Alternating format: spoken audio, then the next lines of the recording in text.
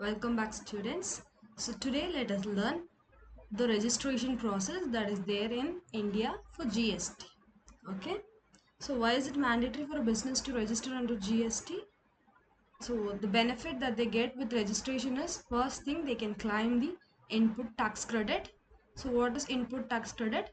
The tax credit that is available on the GST that is already paid on your inward supplies. So you can avail that input tax credit only if you have registered under GST. And there are certain other benefits also. Let's see that one by one. So to start with, let me explain what are we going to see in this presentation. So we'll explore the GST registration process that is going on in India. Okay, and then understanding GST. Why is GST crucial for any business to ensure the compliances and avoid penalties? Okay, and we'll also cover what are the tips that a business should follow to ensure a smooth registration process. First, let us understand what is GST. We all know that GST stands for Goods and Services Taxes. So GST is implemented in India with an aim of having one tax throughout India. So it is a unified indirect taxation system where the taxation is being simplified on goods and services. So it also aims to eliminate the cascading effect of taxes. So let me explain what cascading effect is. So cascading effect is where you have to pay tax on tax. So that is called as cascading effect. So this cascading effect is removed with the implementation of GST, and also understanding GST is essential for business to thrive in the current economic landscape. So when does a business become eligible for GST registration? So before we apply for GST registration, we should make sure that the business has met the necessary conditions that are eligible for making it eligible for GST registration. So the basic criteria that they have for a business to register under GST is that they have certain threshold limit. So if the aggregate turnover of a business is exceeding that specified limit, then it becomes mandatory for the business to register under GST.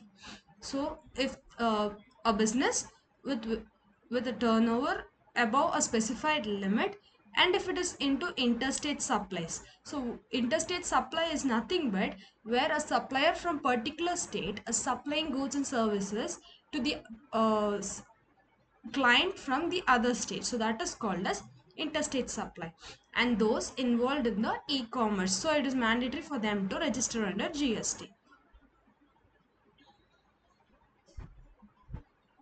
So what are the documents that would be required for a business to register under GST?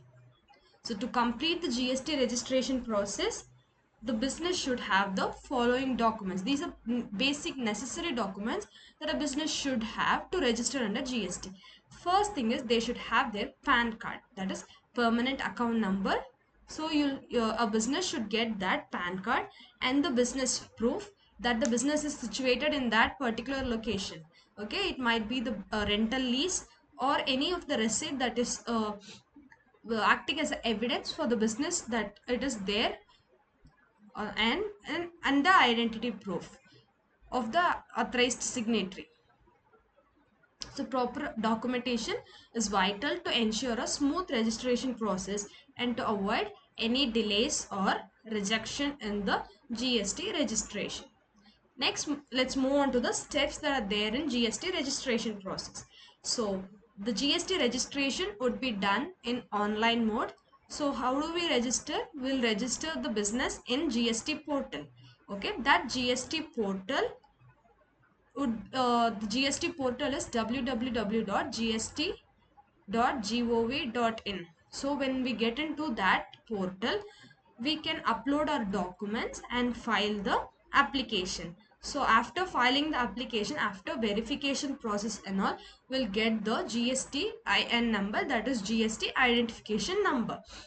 So every step should be followed carefully to ensure successful registration and compliance with the law. So navigating the GST registration in India is essential for the business to operate legally and efficiently. So now we could have got little bit idea of how do they register under GST. Thank you so much.